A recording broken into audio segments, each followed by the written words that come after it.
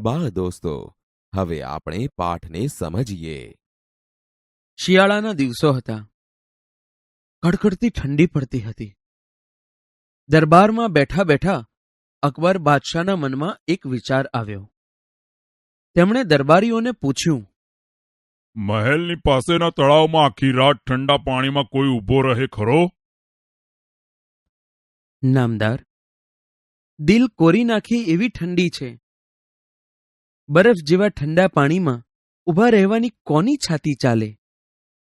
ઉનાળો હોય તો કોઈ એવી હિંમત કરે? ત્યાં તો બીજો દરબારી બોલી ઉઠ્યો, ખુદાવંદ, પૈસો અજબ ચીજ છે. ઇનામની લાલચે કોઈ જોખમ ખેડે ખરો. બાદશાહે મોટા ઇનામની જાહેરાત કરી. 25 વર્ષના એક ગરીબ નવજુવાને આ ઇનામની શરત સ્વીકારી. આથી બાદશાહે તળાવની ચારે બાજુ કડક ચોકી પહેરો ગોઠવ્યો. નવજુવાન આખી રાત ઠંડા પાણીમાં ઊભો રહ્યો. સવારમાં બાદશાહે તળાવ પાસે આવીને જોયું તો નવજુવાન પાણીમાં ઊભો ઊભો પ્રાર્થના કરતો હતો. બાદશાહ તેને શાબાશી આપવા જતા હતા ત્યાં એક અદેખો ચોકીદાર બોલ્યો, હુજુર, રાત્રે મેં એને તાપતો જોયો હતો. હું તાપતો હતો? આવો ગોળો શા માટે ગબડાવે છે? હું તો આખી રાત પાણીમાં હતો. તું પોતે એનો સાક્ષી છે. મહેલમાંથી આવતા દીવાના પ્રકાશ તરફ નજર રાખી તું નહોતો ઊભો? હા, આખી રાત એ દીવાના પ્રકાશ તરફ મેં નજર રાખી હતી. ત્યારે તને એ દીવાની ગરમી મળી ખરી ને? એ ગરમી મળી તેથી તો તું જીવતો રહ્યો. હજુર, આ માણસ ઇનામને લાયક નથી. નવજુવાનને ઇનામ આપ્યા વિના બાદશાહ ત્યાંથી ચાલ્યા ગયા. નવજુવાન નિરાશ થઈ ગયો. બિરબલ બહારગામથી પાછો આવ્યો એટલે તેણે તેની પાસે જઈને બનેલી વાત રજે રજ કહી. પણ જાનને જોખમમાં મૂકવાની શી જરૂર હતી? હું ગરીબ માણસ, ઇનામ મળે તો મારું નસીબ ખુલી જાય. બિરબલે તેને ધીરજ રાખવાનું કહી વિદાય કર્યો. બિરબલ બહારગામથી પાછો આવ્યો છે એવી ખબર બાદશાહને મળી. તેણે તરત જ બિરબલને બોલાવવા માટે સિપાહીને મોકલ્યો. સિપાહીએ બિરબલને ઘરે જઈને બાદશાહનો સંદેશો કહ્યો. બિરબલે કહેવડાવ્યું, અત્યારે હું ખીચડી પકાવું છું. એ તૈયાર થાય કે ખાઈને તરત બાદશાહ પાસે આવીશ.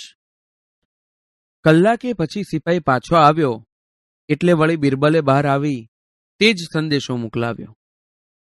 વળી કલાક વીત્યો પણ બિરબલ જણાયો નહીં. એટલે બાદશાહ અધીરા થયા. તેઓ મનમાં બોલ્યા, આ તે કેવી ખીચડી કે 2 કલાકે પણ ચડી નહીં. ચાલ જઈને જોવું તો ખરો. બાદશાહ પોતે 2-4 સરદારો અને સિપાહીઓ સાથે બિરબલને ત્યાં આવ્યા. બિરબલ ઉતાવળો બહાર આવ્યો.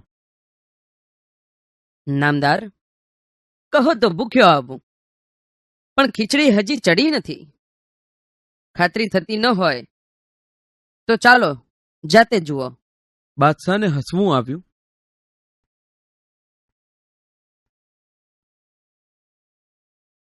તે ઘરના વાડામાં આવ્યા. તેમણે ત્યાં જે જોયું તેથી તેઓ આશ્ચર્યમાં ડૂબી ગયા. 3 વાંસને જમીન પર ઊભા રાખીને એ ત્રણેયને મથાળે એક સાથે બાંધ્યા હતા. બાંધેલા વાંસની અધવચ એક હાંડલી ટાંગી હતી.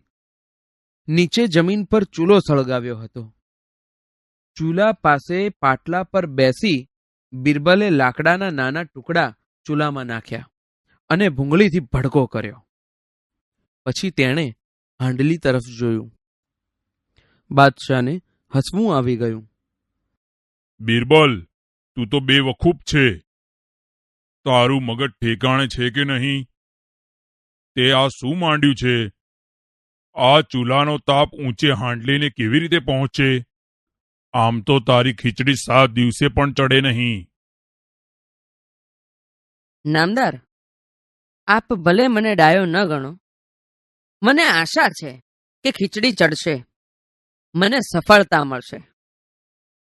બિરબલ, મને તારી આ વાત સમજાતી નથી. તારા મનમાં શું છે? જટ કહી દે. દૂરથી મહેલના નાના દીવાની ગરમી નવજુવાનને મળી અને તેથી તે જીવી ગયો. દીવો તો દૂર હતો, પણ આ ચૂલો હાંડલીની નજીક છે. મારી ખીચડી જરૂર રંધાશે. પછી બિરબલે અદેખા સિપાઈ તરફ જોઈ કહ્યું, આને પૂછો, એ જરૂર કહેશે કે ખીચડી રંધાશે. અદેખા સિપાઈનું મોં પડી ગયું. તે નીચું માથું કરી ઊભો રહ્યો. બાદશાહે બીજા સિપાઈને કહ્યું, પેલા નવજુવાનને મહેલમાં આવવાનું કહી આવ. તેને કહેજે કે તારું ઇનામ તને મળશે.